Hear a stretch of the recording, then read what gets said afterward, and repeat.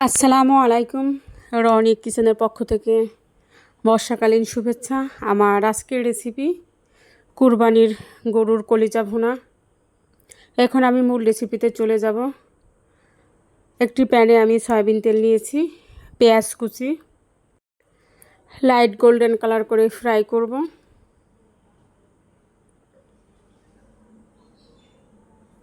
তেজপাতা,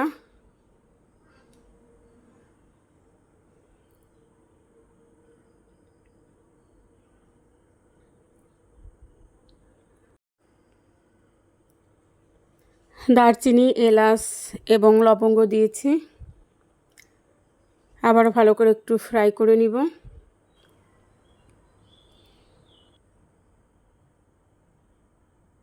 সামান্য পানি অ্যাড করেছি, পেঁয়াজ যেন পুড়ে না যায়।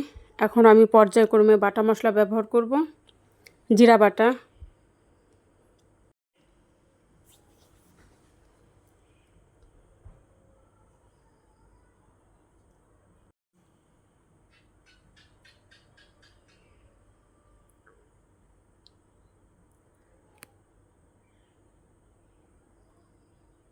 আদা বাটা, আমি উঁচু করে 1 চামচ আদা বাটা ব্যবহার করেছি। রসুন বাটা,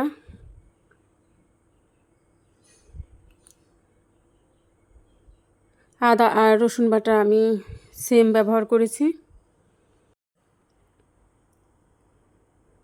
এখন পেঁয়াজের সঙ্গে সব মশলা ভালো করে কষিয়ে নিব।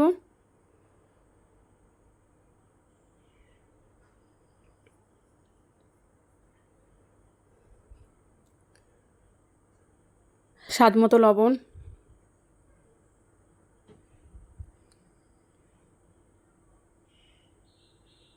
শুকনো মরিচের গুঁড়া, ধনিয়ার গুঁড়া,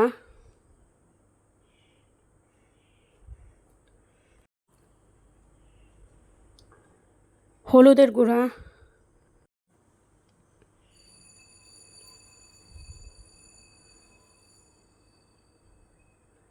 কাঁচামরিচ বাটা। এখানে আপনারা কাঁচামরিচ আস্ত ব্যবহার করতে পারেন। কাঁচামরিচ ব্যবহার করলে টেস্ট বেশি হয় এবং স্বাস্থ্যের জন্য খুব ভালো। সব মশলা আমি সুন্দর করে কষিয়ে নেব যতক্ষণ না তেল উপরে ভেসে উঠবে।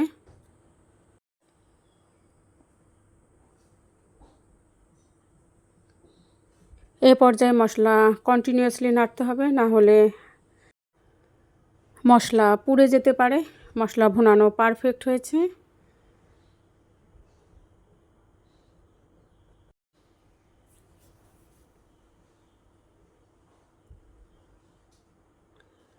কলিজা রান্না করার পূর্বে গরম পানি দিয়ে কলিজা সুন্দর করে ধুয়ে নেবেন। এতে কলিজার যে একটি কাঁচা স্মেল থাকে সেটি রিমুভ হবে। মশলার সঙ্গে সুন্দর করে কলিজা আমি উপর নিচ করে মিশিয়ে নেব।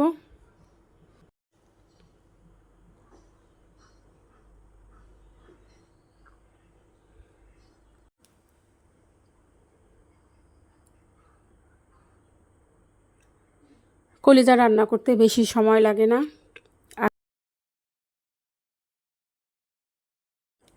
কয়েক পিস আলু ব্যবহার করেছি। আলু এবং কলিজা আমার ছেলের খুব পছন্দের খাবার। আলু ও কলিজার সঙ্গে উপর নিচ করে ভালোভাবে মেশাবো।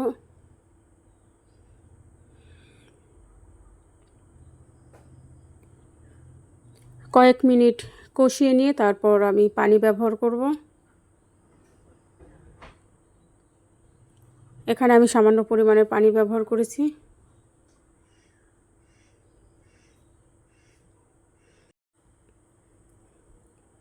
কয়েক মিনিট পর পর উপর নিচ করে ভালোভাবে নাড়তে হবে।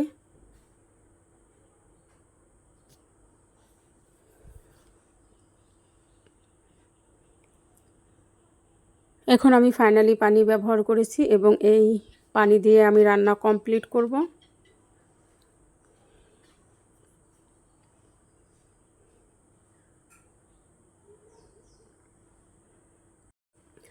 কলিজা ভুনা শিশুরা বেশি পছন্দ করে, কারণ ইজিলি খাওয়া যায়। কলিজা ভুনা খেলে শরীরে রক্ত হয়।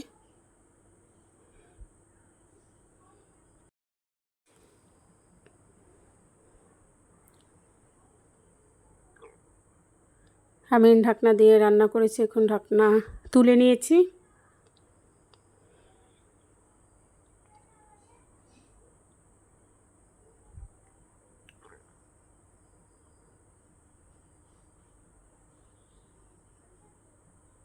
ঝোল অনেকটা শুকিয়ে আসছে।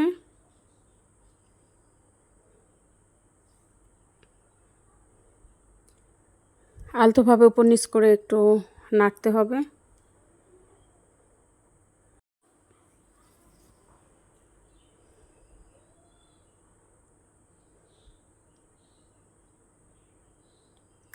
অলরেডি আলু এবং কলিজা পারফেক্ট সিদ্ধ হয়েছে।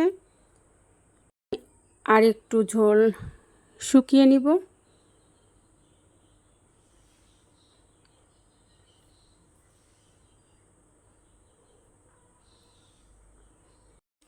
ভাজা জিরার গুঁড়া, আর এই জিরার গুঁড়াটা ব্যবহার করলে সুন্দর স্মেল ছড়াবে।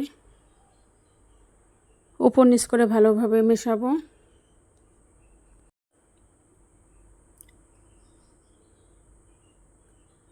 এবং ঢাকনা দিয়ে ঢেকে চুলার উপর রেখে দেব। আমি একেবারে ড্রাই করে রান্না করেছি।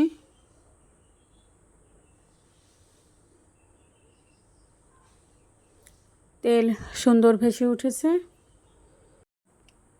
এখন আমি একটি সার্ভিং প্লেটে সার্ভ করব।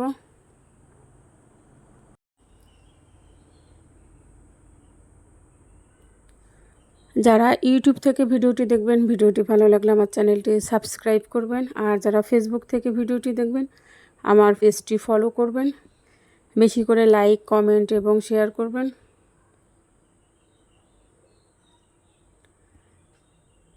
সবাই ভালো থাকবেন, সুস্থ থাকবেন। আগামীতে অন্য কোনো রেসিপি নিয়ে আবারও আপনাদের মাঝে হাজির হব।